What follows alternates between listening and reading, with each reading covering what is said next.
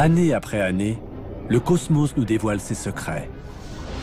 Ses explosions d'étoiles, ses gigantesques trous noirs, ces impressionnants nuages de gaz. Partout, sur Terre comme dans l'espace, des télescopes de haute technologie captent les signaux d'un univers invisible. D'un cosmos dont la taille, l'âge et la violence sont à peine concevables. Les télescopes élargissent sans cesse notre champ d'observation de l'univers.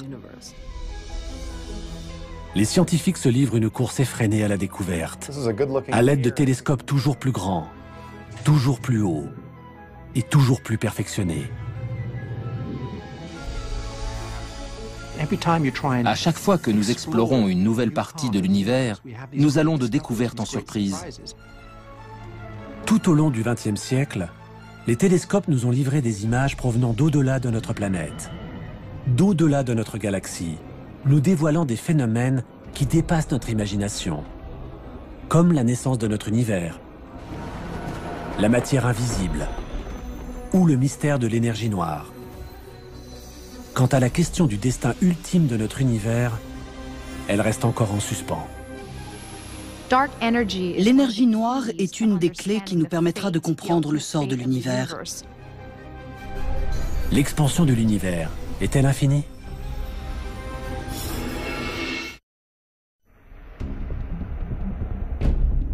Au début du XXe siècle, l'univers connu se limitait à notre galaxie, la Voie lactée.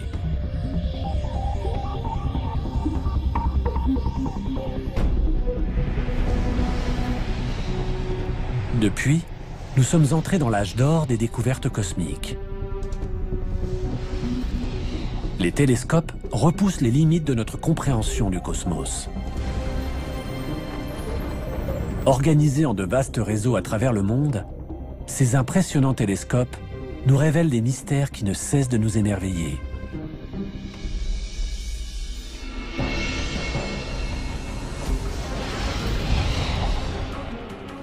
Nous contemplons, ébahis, la beauté des planètes de notre système solaire, les majestueux anneaux de Saturne, ou la course folle des nuages à la surface de Jupiter. Mais au-delà de notre système solaire, nous découvrons l'existence d'exoplanètes, orbitant autour d'autres soleils. Et par-delà notre galaxie, ce sont des centaines de milliards d'autres galaxies, comme celle d'Andromède, du Sombrero ou du Tourbillon, qui comptent chacune des centaines de milliards d'étoiles. Nous avons détecté des trous noirs gigantesques, tournoyant furieusement au cœur de certaines galaxies, dont la nôtre.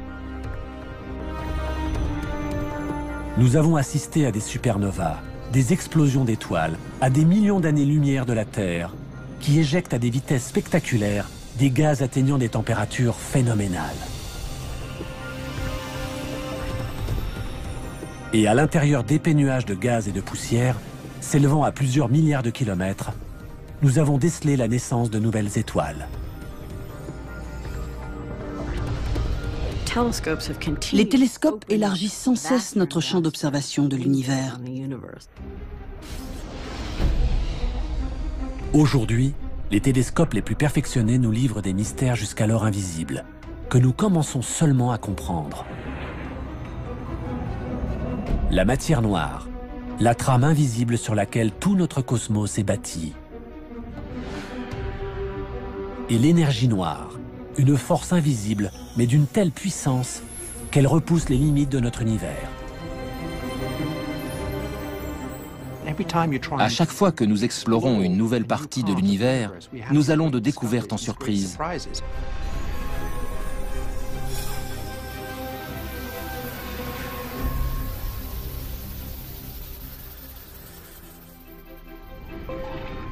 Remontons au début du XXe siècle. À l'époque, l'univers connu est bien plus petit. Il y a d'abord notre système solaire, avec le Soleil, la Terre et les autres planètes. Puis tout autour, les millions d'étoiles qui, avec le système solaire, forment notre galaxie, la Voie lactée. Et puis, plus rien. L'univers s'arrête là. Mais une question hante cependant les astronomes. La grande question qui agitait le début du XXe siècle était de savoir si l'univers ne se constituait que de notre Voie lactée ou s'il existait d'autres galaxies. Que s'est-il passé depuis?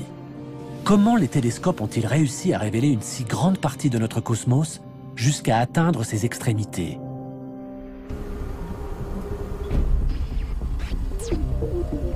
Une petite révolution voit le jour au début des années 1900.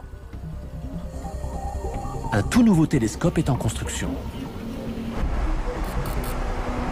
Il changera à jamais notre perception de l'univers. Il repoussera les limites du cosmos et nous embarquera dans un voyage de découverte dont nous ne sommes toujours pas revenus. Il s'agit d'un des télescopes les plus importants de l'histoire de l'astronomie.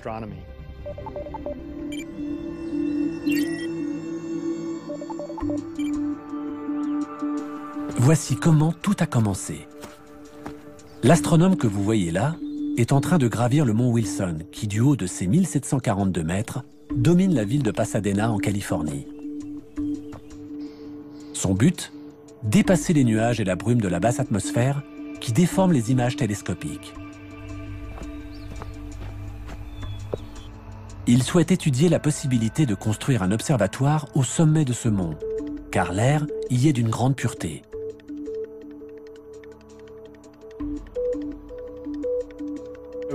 Les astronomes commençaient à se rendre compte que pour avoir une bonne vue astronomique, il fallait trouver des sites de qualité plutôt que de se contenter de construire des télescopes dans des observatoires déjà existants. Il devenait évident que les montagnes de l'ouest des États-Unis offraient d'excellentes conditions. À l'époque, la simple idée d'installer un observatoire en haut d'une montagne est révolutionnaire et nécessite une lourde organisation logistique.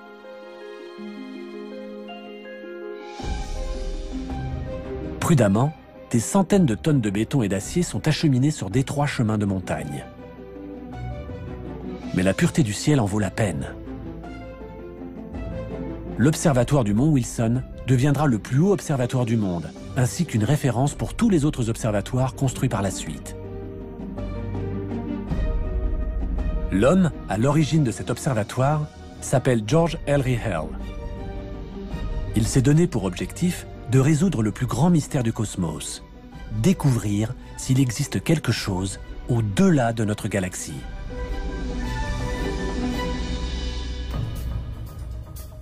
Mais dans son esprit, gagner en altitude n'est qu'un début. Pour pouvoir voir jusqu'au fin fond du cosmos avec la plus grande clarté, son observatoire doit être équipé du plus grand télescope du monde. Les télescopes sont une sorte de réservoir à lumière. Plus un télescope est grand, plus il peut recevoir de lumière et détecter ainsi les étoiles les plus discrètes. Mais Hale rencontre un obstacle de taille. À l'époque, l'objectif de la plupart des télescopes est constitué d'une lentille en verre. Or, à partir d'une certaine taille, les lentilles se déforment sous leur propre poids, ce qui provoque une distorsion des images. Les lentilles en verre ont atteint leurs limites. Hale affine donc son cahier des charges. Ce dont il a besoin, c'est d'un télescope géant capable de recevoir un maximum de lumière et qui ne soit pas équipé de lentilles. Il se tourne alors vers un télescope inventé par Isaac Newton en 1668. Le télescope réflecteur. Ce type de télescope est équipé d'un miroir concave en métal et non d'une lentille. Il concentre la lumière en la réfléchissant. Hale décide alors d'entreprendre la construction du plus grand télescope réflecteur jamais construit. La construction de cet instrument géant nécessite une technique et des moyens révolutionnaires. Elle se déroulera sur 11 années. Ce miroir concave, d'un diamètre de 2,50 m, pèse plus de 4 tonnes. Il est fixé à la base d'un tube d'acier long de 12 mètres et est abrité par un dôme de 30 mètres de diamètre.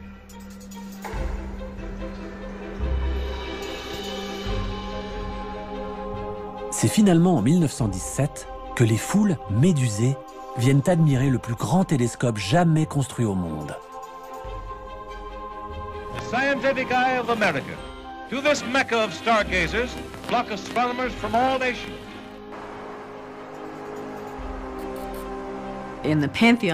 Dans le panthéon des télescopes astronomiques, on peut dire sans hésitation que celui du mont Wilson est le plus important de l'histoire de la cosmologie. Ce télescope a permis de faire tant de découvertes qu'il est aujourd'hui incontournable. Rapidement, cet immense télescope est dirigé vers une des plus vieilles énigmes de l'astronomie. Depuis des siècles, ces étranges nuages lumineux qui flottent parmi les étoiles intriguent les astronomes. Ce sont des nébuleuses. Certaines se présentent sous forme de tourbillons ovales, d'autres arborent de délicates spirales étoilées ou déploient dans le ciel leurs tentacules. Elles sont des milliers à apparaître dans l'objectif des télescopes, mais personne n'en connaît ni leur nature, ni à quelle distance elles se trouvent. Certains astronomes pensent que quelques-unes de ces nébuleuses pourraient se trouver en dehors de notre Voie lactée. Ces nébuleuses seraient-elles alors ce que l'on appelle à l'époque des univers-îles, des galaxies semblables à la nôtre? Si tel est le cas, alors notre connaissance de l'univers et de ses limites s'en trouverait bouleversée. L'observatoire de Hale lève enfin les contraintes techniques qui paralysaient jusqu'alors les recherches astronomiques. Hale invite les meilleurs astronomes du monde à venir l'aider à résoudre une fois pour toutes cette énigme. Parmi eux se trouve un jeune homme, un certain Edwin Hubble. Edwin Hubble était un des plus grands astronomes d'observation. On lui doit un nombre impressionnant de découvertes décisives. Hubble passe des nuits entières à scruter les nébuleuses, vissées au télescope du mont Wilson. Une en particulier retient son attention, la nébuleuse d'Andromède. En effet, elle livre grâce au télescope des détails jusqu'alors invisibles. C'est finalement grâce à la puissance de ce télescope que les nébuleuses allaient devenir accessibles et que l'on ferait toutes ces découvertes qui allaient radicalement changer notre compréhension de l'univers.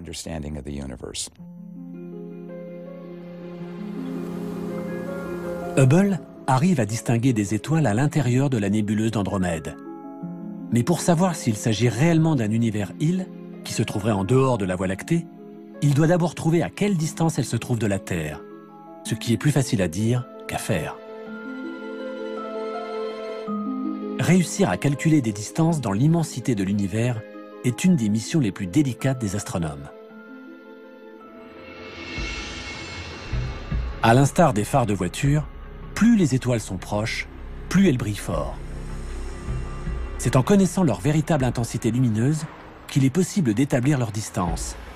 Cela revient un peu à connaître la puissance d'une ampoule électrique. Mais quand on ne dispose pas de cette donnée, cela complique les choses, comme nous l'explique l'astrophysicienne Kim Weaver. À cette distance, on a l'impression que les phares de la voiture semblent avoir la même intensité que celui de mon vélo. Mais plus la voiture approche, plus il semble évident que la véritable intensité de ces phares est supérieure à celle de la lampe de vélo. Pour les étoiles, c'est la même chose. Si l'on connaît la luminosité intrinsèque d'une étoile, alors on peut en déduire sa distance de la Terre. C'est ce qu'on appelle une chandelle standard. Heureusement pour Hubble, des astronomes venaient de découvrir un certain type d'étoile dont il était possible de calculer la luminosité absolue. Il s'agit des étoiles variables céphéides. Elles se reconnaissent à la variation périodique de leur luminosité. Il ne reste plus à Hubble qu'à trouver une de ces étoiles dans la nébuleuse d'Andromède.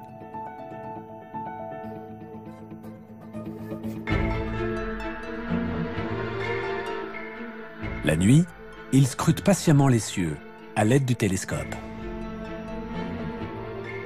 Et le jour, il analyse les clichés pris durant la nuit, dans l'espoir de repérer une étoile dont la luminosité aurait changé. Enfin, le 6 octobre 1923, après des mois de labeur, Hubble touche au but.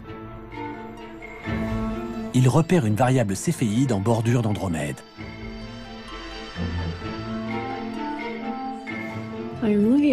Voici le cliché original d'Edwin Hubble, sur lequel il a trouvé la première céphéide de la galaxie d'Andromède. Il a d'ailleurs marqué d'une croix la position de cette céphéide et ajouté VAR avec un point d'exclamation pour souligner le fait qu'il s'agissait d'une variable céphéide. C'est donc en comparant deux clichés qu'il s'est rendu compte du changement de luminosité de cette étoile.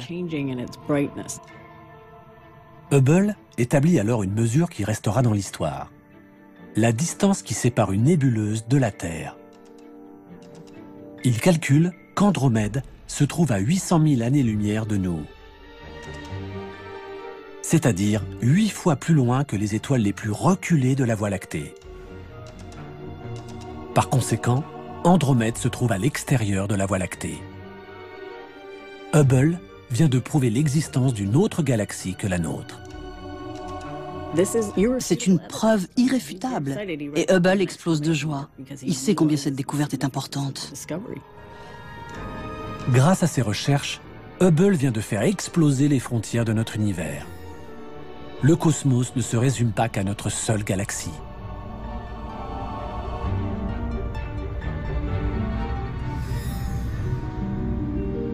Hubble découvre ensuite qu'Andromède n'est pas unique et qu'il existe encore des douzaines de nébuleuses qui sont en fait des galaxies.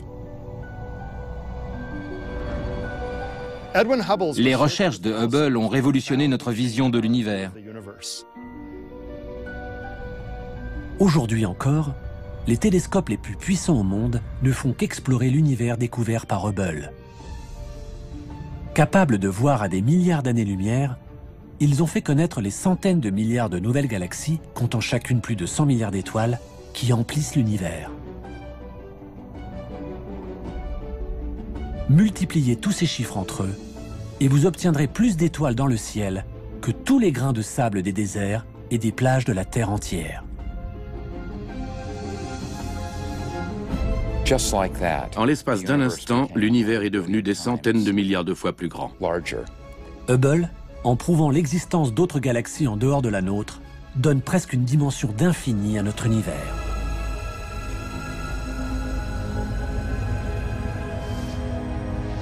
Mais ce qu'il est sur le point de découvrir promet d'être encore plus extraordinaire.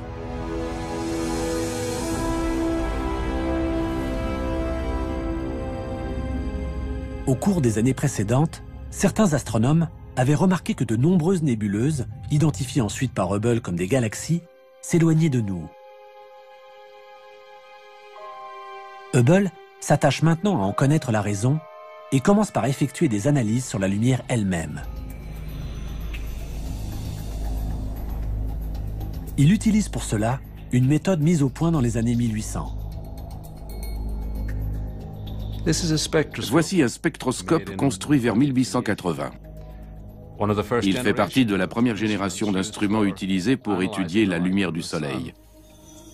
C'est le genre d'instrument qui a transformé l'astronomie, parce qu'il permet de décomposer la lumière comme jamais on n'aurait pu l'imaginer.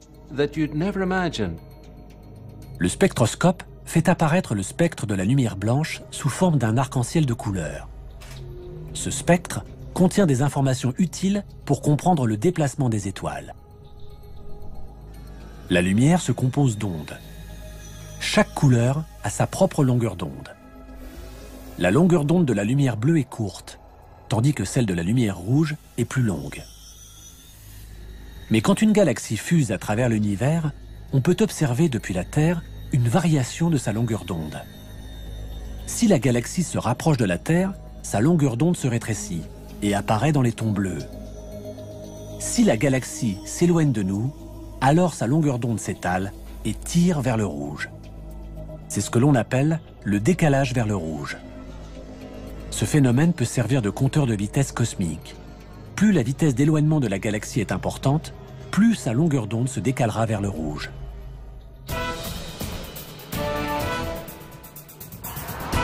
Le son, qui se compose aussi d'ondes, montre les mêmes propriétés. L'astronome Alex Filippenko va nous en faire la démonstration.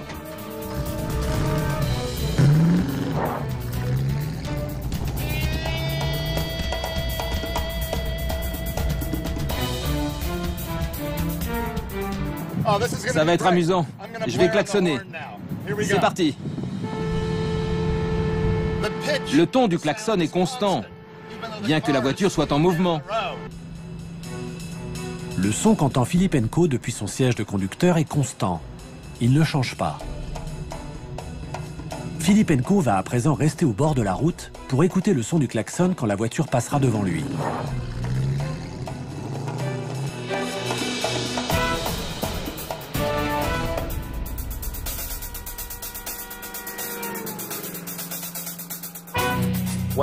Tant que la voiture approchait de moi, les ondes du klaxon étaient comprimées, donc le son était plus aigu.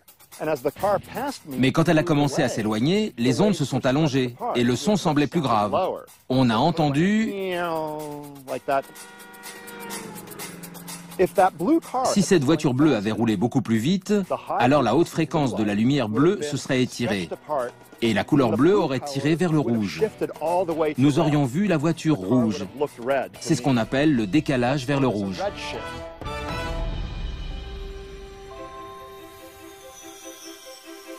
Revenons en 1928. Hubble décide d'étudier le décalage vers le rouge de ces nouvelles galaxies, afin de connaître leur vitesse de déplacement. Il établit un tableau des vitesses des galaxies proches ou plus lointaines.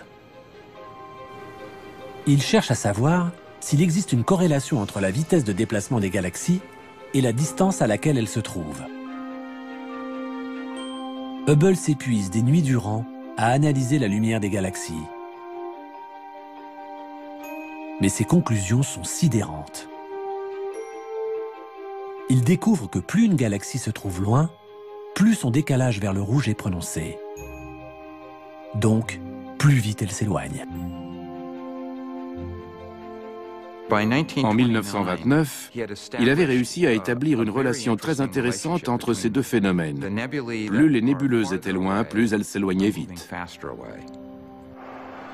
Hubble en tire une conclusion stupéfiante. L'univers est en pleine expansion. Si les galaxies semblent s'éloigner de nous, c'est en fait dû à l'univers lui-même, qui ne cesse de croître. Je vais vous expliquer ce qui se passe dans un univers en expansion. Imaginons un univers hypothétique unidimensionnel où ces balles de ping-pong représentent les galaxies et l'élastique, l'univers qui les sépare. Plus l'univers s'étend, plus les balles s'éloignent les unes des autres. Et c'est l'univers tout entier qui s'étend. Plus il y a d'espace, plus on a l'impression que les galaxies les plus lointaines s'éloignent de nous. La découverte de Hubble est une des avancées les plus importantes de l'histoire de l'astronomie. L'univers n'est pas statique. Il ne cesse au contraire de grandir. Si ces galaxies s'éloignent les unes des autres, c'est parce que l'espace qui les sépare est en train de croître. Cette conclusion relève du génie. Jamais Hubble n'aurait été capable de faire une telle découverte sans le télescope du mont Wilson et son miroir de 2,50 m. Aujourd'hui, c'est sur les hauteurs du Nouveau-Mexique qu'un des télescopes les plus perfectionnés du monde reprend et développe les travaux révolutionnaires de Hubble. Le Sloan Digital Sky Survey étudie la lumière de centaines de milliers de galaxies en même temps. Chacun de ces disques en aluminium est en fait une carte des galaxies qui peuvent être observées pendant une partie de la nuit. Chacun des 640 trous que contient cette plaque d'aluminium correspond à une galaxie qui se trouve à des millions d'années-lumière de nous. Ces trous sont reliés par des fibres optiques à une version améliorée du spectroscope utilisé par Edwin Hubble afin de mesurer le décalage vers le rouge de chaque galaxie. Puis, les disques sont insérés par des techniciens à la base du télescope et ajustés en fonction de la région du ciel qui leur correspond. On obtient alors 640 spectres en même temps, ce qui rend notre étude redoutablement efficace. Grâce à cette méthode, on connaît aujourd'hui la vitesse de plus de 930 000 galaxies. Nous commençons donc à avoir une image plus précise de l'univers dans lequel nous vivons et de la rapidité de son expansion.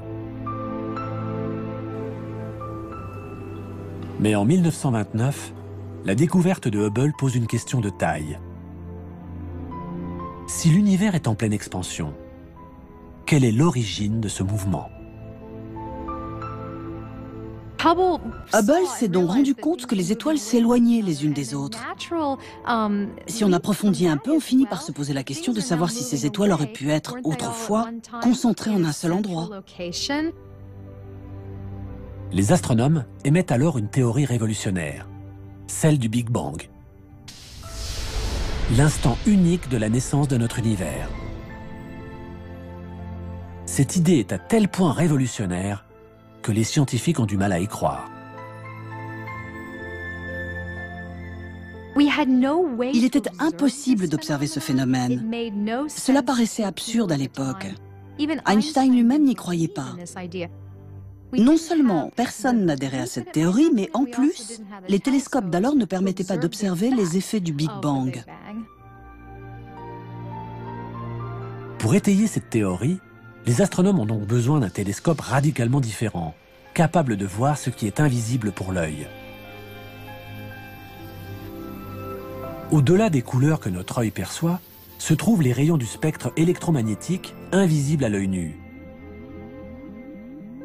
Les rayons gamma, les rayons X, les ondes radio, les micro-ondes sont d'une importance cruciale pour les astronomes. Ils peuvent expliquer quelques-uns des épisodes les plus violents de notre univers. L'œil humain ne peut percevoir qu'une infime partie du spectre électromagnétique, des ondes qui fonctionnent comme la lumière. Mais nous avons réussi à voir certaines parties de ce spectre, invisibles à l'œil nu. «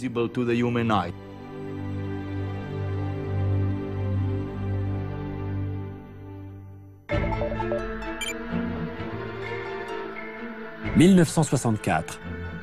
Les astronomes Arno Penzias et Robert Wilson testent un nouveau radiotélescope. Son antenne géante leur permet de mesurer les micro-ondes et les ondes radio présentes dans l'espace, grâce à la chaleur qu'elles dégagent. Selon leurs calculs, les étoiles de notre Voie lactée devraient émettre une faible chaleur. Mais lorsqu'ils dirigent leur antenne vers l'espace intersidéral, où normalement ils ne devraient rien capter, le télescope, contre toute attente, enregistre quelque chose. Nous pensions que le ciel, en dehors de la Voie lactée, serait très froid, voire qu'il frôlerait le zéro absolu. Mais à notre grande surprise, nous avons constaté que sa température s'élevait à 3 degrés au-dessus du zéro absolu. Ce mystérieux signal semble provenir d'un peu partout. Nous avions un son, ou un signal, si vous voulez. Était-ce des ondes radio? Était-ce autre chose? Nous n'en avions aucune idée. Penzias et Wilson pensent d'abord qu'il s'agit d'un problème de fonctionnement du télescope, qui provoquerait une interférence.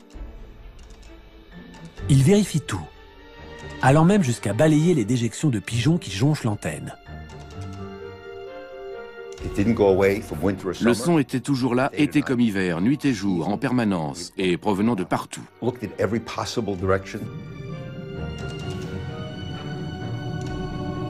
Étaient-ce les restes d'une explosion nucléaire ou des particules chargées qui flottaient dans l'atmosphère? Comment savoir? Penzias et Wilson sont dans une impasse. Mais ils entendent parler de travaux menés par une équipe de scientifiques un peu plus loin dans leur rue, à l'université de Princeton. Robert Dicke et ses collègues viennent de démontrer qu'il devrait être possible de capter la rémanence du Big Bang. Ils en ont même calculé la température qui devrait atteindre les 3 degrés Kelvin au-dessus du zéro absolu. J'ai donc appelé au bureau de Robert Dicke et je suis tombé sur lui. Et j'ai appris plus tard qu'après avoir raccroché, il s'est tourné vers ses collègues et leur a dit « Messieurs, nous avons été doublés. Penzias et Wilson viennent sans le savoir de trouver la première preuve physique de l'existence du Big Bang. Ce signal, capté par leur radiotélescope, est la rémanence de la naissance de l'univers, ou fond diffus cosmique. Aujourd'hui encore, cette découverte est une des plus importantes de tous les temps. Nous entendions l'écho de la création. En 1978, Penzias et Wilson reçoivent le prix Nobel.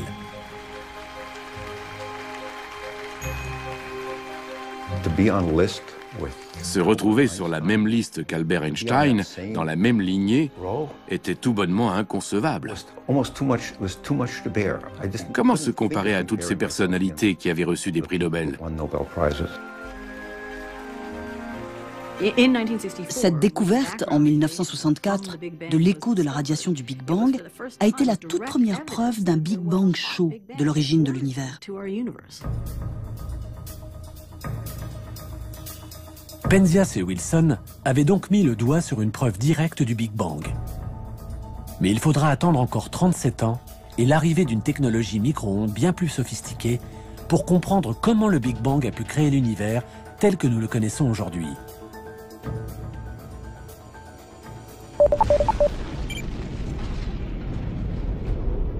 Cet appareil, qui tourne en orbite à 1,6 million de kilomètres de la Terre, est la sonde Wilkinson Microwave Anisotropy Probe, ou WMAP. Il s'agit d'une version très avancée de l'antenne géante de Penzias et Wilson, équipée de 2 télescopes réflecteurs. La mission de la sonde WMAP est l'étude du rayonnement thermique cosmologique dans le moindre de ses détails, afin d'en savoir plus sur la formation des galaxies. Avec la WMAP, nous tentons de remonter jusqu'aux tout premiers instants de l'univers. 1 an après la mise en orbite de la sonde, les premiers résultats sont cartographiés. Les résultats de l'observation étaient étonnants. Au lieu d'une radiation diffuse homogène, nous mesurions des changements de température d'1 millième de pourcentage sur tout l'univers. La WMAP décèle d'infimes fluctuations de température. Le contraste flagrant des changements de température que l'on peut voir ici, qui vont du plus chaud représenté par le rouge au plus froid en bleu, ne sont en fait que des variations de quelques millionièmes de degrés. Ces variations sont donc infimes, mais elles révèlent à l'échelle du ciel des informations d'une importance capitale pour nous. Ces minuscules points rouges correspondent à des endroits où la matière semble se concentrer et où des noyaux de galaxies finiront par apparaître. Ces indices, ces preuves, nous donnent des renseignements cruciaux sur l'origine des étoiles et des galaxies. Grâce à la sonde WMAP, les astronomes recueillent des informations sur les premiers instants de l'univers qui ont suivi le Big Bang. Nous pouvons en déduire ce qui s'est passé au cours du premier milliardième de la première seconde de l'univers. Je trouve vertigineux de pouvoir remonter si loin dans l'histoire de l'univers. La précision de la sonde WMAP permet aussi aux astronomes de résoudre une autre des grandes énigmes du cosmos: l'âge exact de l'univers. Pour la première fois, les astronomes disposent d'un chiffre précis. Nous savons aujourd'hui que l'univers a environ 13,7 milliards d'années. C'est beaucoup, mais ce n'est pas infini, alors que cela aurait pu être le cas. C'est là une autre des grandes découvertes scientifiques du XXe siècle. Jamais aucun autre télescope n'a été capable de nous faire voyager aussi loin de la Terre et aussi près de la naissance du cosmos. Il nous donne à voir les frontières de l'univers et nous en dévoile des détails insoupçonnés. Mais les micro-ondes qu'il enregistre sont invisibles pour l'œil humain. Sera-t-il possible un jour de contempler les toutes premières galaxies de l'univers de nos propres yeux, dans la lumière visible? Oui, mais pour cela, les télescopes optiques devront bénéficier eux aussi d'une avancée technologique qui les fera prendre leur envol. Liftoff of the Space Shuttle Discovery with the Hubble Space Telescope, our window on the universe. La NASA lance le télescope le plus célèbre jamais construit. Si vous demandez à n'importe quel passant dans la rue de citer le nom d'un télescope, on vous répondra Hubble.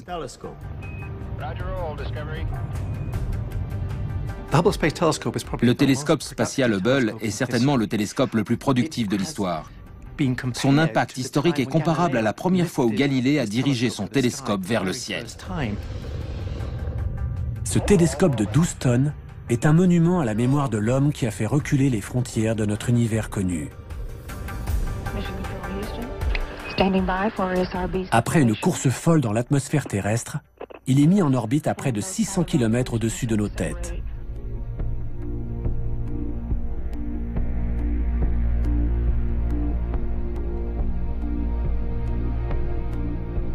Depuis que Hale avait fait construire un observatoire sur une montagne, les astronomes rêvaient de pouvoir envoyer un télescope dans l'espace.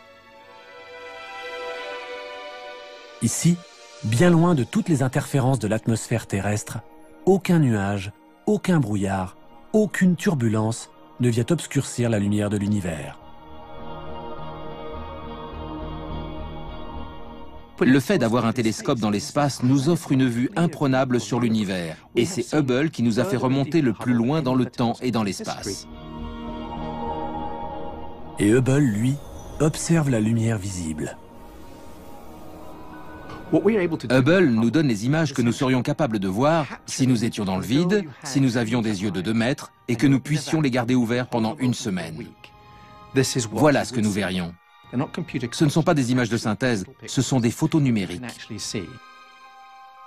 Ces photos étonnantes de clarté, prises par Hubble, sont les images les plus extraordinaires qui nous soient parvenues de l'univers.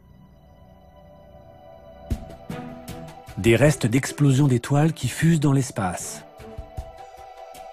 D'immenses nuages de gaz et de poussière, d'où naissent de nouvelles étoiles.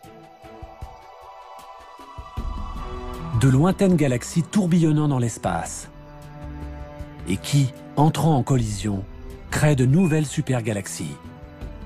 Je crois que mon image préférée est celle de la nébuleuse Papillon. C'est une nébuleuse dont s'échappent des gaz à presque 1 million de km/h.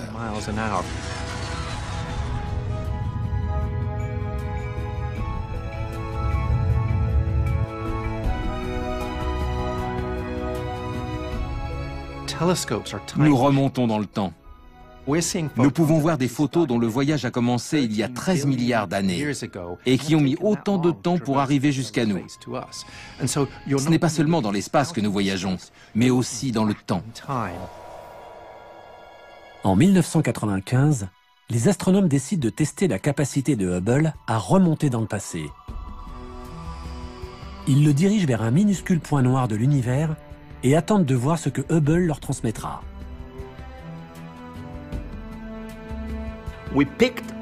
Nous avons choisi une microscopique partie du ciel où il n'y avait rien, du moins rien de spécial.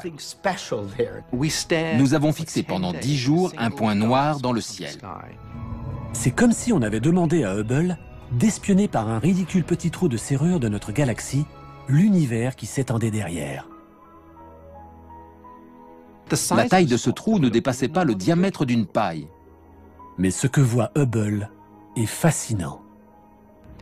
Et dans cette infime partie du ciel, nous avons compté 10 000 galaxies.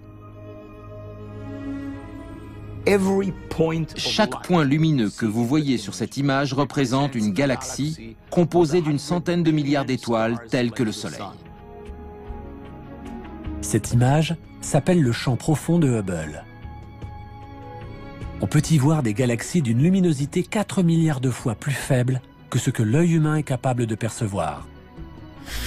Cette lumière a commencé son voyage il y a des milliards d'années. S'il y a bien une image qui nous donne une idée de la taille et de la profondeur de l'univers, c'est celle-ci. Chaque mission d'entretien de Hubble a été l'occasion pour les astronautes d'améliorer sa résolution optique. La dernière mission de la NASA, qui remonte à 2009, a permis d'obtenir l'image d'un nouveau champ profond qui révèle les galaxies les plus lointaines jamais vues, datant de seulement 600 millions d'années après le Big Bang. Nous voyons aussi loin qu'il est possible de voir, puisque nous remontons à l'époque de la naissance des galaxies. Le télescope spatial Hubble ne cesse de produire des images toutes plus étonnantes les unes que les autres. Je pense que Hubble est en un sens unique en son genre dans l'histoire de la science.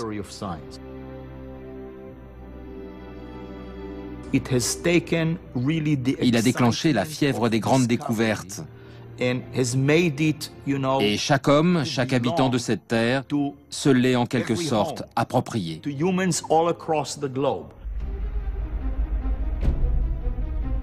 Hubble a permis de mettre les mystères de notre cosmos sous le feu des projecteurs. Il travaille aujourd'hui avec un vaste réseau de super télescopes modernes. Ensemble, ils tentent d'en savoir plus sur un phénomène inconnu qui a secoué le monde de l'astronomie et qui menace de remettre en question toutes les connaissances que l'on a pu amasser sur l'univers. Une force énigmatique que l'on a baptisée énergie noire. L'énergie noire est une énigme absolument totale. C'est une énergie qui semble avoir été créée de rien, du vide sidéral. Nous ne savons pas ce que c'est. Rien ne laissait présager de la découverte d'une telle énergie noire.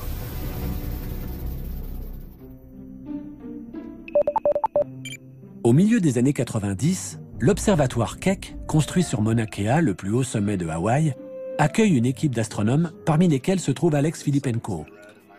Ensemble, ils scrutent les profondeurs du cosmos. Ils savent que l'univers est en pleine expansion. Mais cette expansion durera-t-elle éternellement? Selon eux, l'univers cessera un jour de croître et commencera à ralentir. Quand je jette en l'air cette pomme, elle subit la force gravitationnelle de la Terre qui la fait ralentir, s'arrêter et inverser son mouvement. De la même manière, toutes les galaxies pourraient un jour ralentir, puis stopper l'expansion de l'univers. Et cela pourrait être suivi par une contraction de tout l'univers, par un Big Crunch. L'univers pourrait-il être en train d'inverser son mouvement? Pour mesurer la vitesse des frontières de l'univers, les astronomes ont besoin des télescopes les plus puissants de la Terre. Les miroirs des deux télescopes Keck sont véritablement gigantesques. Ils mesurent 10 mètres de diamètre. Ils ont en outre la particularité de ne pas être constitués d'un seul disque de verre, mais de 36 miroirs hexagonaux. L'image qu'ils donnent est d'une clarté exceptionnelle. Les télescopes Keck sont de fantastiques outils. Ils nous permettent de voir des galaxies qui se trouvent aux confins de l'univers visible, à 10, 11 ou même 12 milliards d'années-lumière. Pour connaître la véritable distance à laquelle se trouvent ces galaxies lointaines, les astronomes ont besoin d'une chandelle standard, une étoile qui pourrait servir de maître étalon cosmique. Il y aurait bien les étoiles variables céphéides, dont se servait Edwin Hubble, mais la distance est si grande que leur luminosité serait trop faible. Les astronomes se mettent donc à rechercher dans ces galaxies un type d'étoile bien spécifique, remarquablement brillante. Quand une étoile meurt, elle provoque une explosion d'une violence à peine imaginable. C'est ce qu'on appelle une supernova. Une supernova est une explosion d'étoiles. La mort d'une étoile n'aboutit pas systématiquement à une explosion, mais quelques étoiles se disloquent intégralement et provoquent une gigantesque, une colossale explosion. Encore faut-il trouver le bon type d'explosion d'étoiles. Les astronomes recherchent une supernova dont l'explosion s'accompagne d'une luminosité extrêmement intense et consistante. Une supernova de type 1A. C'est une sorte d'explosion nucléaire incontrôlable. Ce sont de véritables bombes nucléaires. Et malgré les milliards d'années-lumière qui nous séparent de ces galaxies, les astronomes finissent par y trouver une supernova de type 1A. Ça y est, regarde. Là, c'est un peu flou. Ils peuvent à présent mesurer le décalage vers le rouge de ces galaxies lointaines pour en calculer la vitesse d'éloignement. Enfin, en 1998, après des années de recherche, tombe un résultat auquel personne ne s'attendait. L'expansion de l'univers n'est absolument pas en train de ralentir. Elle s'accélère. À notre grande surprise, nous nous sommes rendus compte que la vitesse d'expansion de l'univers avait augmenté. Au lieu de ralentir, elle accélérait. Comme si ma pomme faisait zoom, comme ça. Cette conclusion était hallucinante. Une force mystérieuse, impossible à voir, est donc en train de défier la gravité et de repousser toujours plus loin les frontières de l'univers. Les astronomes ont donné à cette force le nom d'énergie noire. Il est possible que la théorie de la gravité d'Einstein soit incomplète et que cette énergie révolutionne quelques-unes des lois fondamentales de la physique. Mais la nature exacte de l'énergie noire et l'influence qu'elle exerce sur notre univers sont autant de questions qui restent actuellement sans réponse. L'énergie noire est une des clés qui nous permettra de comprendre le sort de l'univers. Son expansion sera-t-elle infinie ? L'accélération va-t-elle continuer? Va-t-elle même s'accélérer? Si c'est le cas, l'univers risque de se déchirer. La seule chose dont les astronomes soient sûrs, c'est que cette énergie noire remplit la majeure partie de l'univers. Depuis, nous avons découvert que cette énergie noire constitue 72% de la densité d'énergie de notre univers. Et malgré cela, nous ne savons pas ce que c'est. Pour vous faire comprendre la taille de l'énigme devant laquelle nous nous trouvons, prenons l'exemple de la Terre qui est recouverte à 70% d'eau. Et imaginons que nous n'ayons absolument aucune idée de ce qu'est l'eau. C'est ce qui se passe avec l'énergie noire.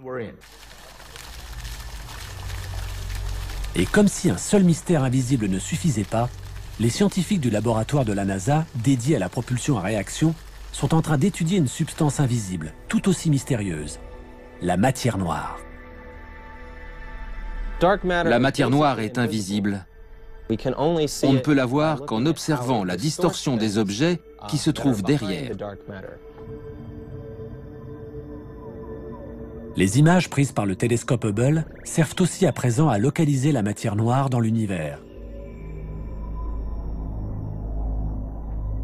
On peut voir sur les photos que cette substance invisible dévie la lumière. Ce phénomène est comparable à ce qui se passe dans une piscine. Quand on jette une pièce au fond d'une piscine et qu'on la suit du regard, elle ne disparaît pas de notre vue, parce que la lumière réfléchie par la pièce traverse l'eau. L'eau est en quelque sorte invisible. Mais la pièce semble un peu déformée parce que le trajet qu'emprunte la lumière n'est pas droit. Il est déformé par l'eau avant d'atteindre notre œil. La matière noire a les mêmes propriétés. Elle exerce un fort pouvoir gravitationnel sur la lumière qui provient des galaxies lointaines. Ce que nous voyons ici est la lumière d'une galaxie lointaine qui vient vers nous en passant au travers de cette matière noire. Et on voit bien qu'en la traversant, son trajet est modifié. Les astronomes ont calculé que cette matière noire remplit 23% de l'univers. Ajoutez à cela l'énergie noire, et il ne reste plus que 5% de l'univers qui ne soit pas invisible.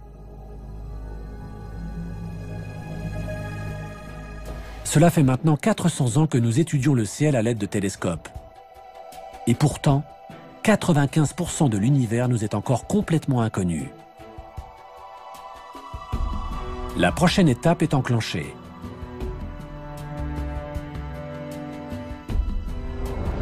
Une nouvelle génération de télescopes, propulsés dans l'espace, installés sur les plus hauts sommets de nos montagnes ou enfouis à des kilomètres sous terre, se prépare à révolutionner une fois de plus notre compréhension de l'univers. Notre connaissance de l'univers dépend exclusivement des télescopes. Ils sont notre unique moyen d'exploration. Nous sommes en train de concevoir des télescopes géants qui nous aideront à avancer sur des sujets fondamentaux, tels que la nature de l'univers, sa composition ou la possibilité d'une vie extraterrestre. La très grande sensibilité des instruments scientifiques actuels les rend capables d'étudier aussi bien le visible que l'invisible. Ce sont eux qui nous livreront les clés des plus grands mystères de notre cosmos. Nous sommes sur le point de découvrir la partie invisible de notre univers. Depuis le jour où pour la première fois l'homme dirigea un télescope vers le ciel, nous n'avons cessé de chercher à découvrir les limites de notre univers. Les progrès de la technologie ont donné naissance à des télescopes toujours plus gros, toujours plus hauts, toujours plus perfectionnés. Grâce à eux, nous avons eu la chance de faire des découvertes toutes plus vertigineuses les unes que les autres. Nous savons à présent combien nous sommes petits comparé à l'immensité de notre univers. Nous sommes même sur le point de découvrir des planètes sur lesquelles pourraient se développer des formes de vie. Y a-t-il des planètes semblables à notre Terre? La vie existe-t-elle ailleurs? Nos futurs télescopes pourraient bien être capables de répondre à ces questions. Étape par étape, nous avons franchi les limites de notre planète, puis de notre galaxie, dépassé ensuite des centaines de milliards d'autres galaxies et atteint les confins de notre univers. Nous sommes virtuellement remontés jusqu'au Big Bang et à l'origine des temps. Les télescopes remettent en question tout ce que nous pensions savoir de notre planète et de sa place dans l'univers. Qui sait ce que nous réserve l'avenir? Il faudra faire le point dans un siècle. Je pense qu'une fois de plus, tout notre savoir aura volé en éclats.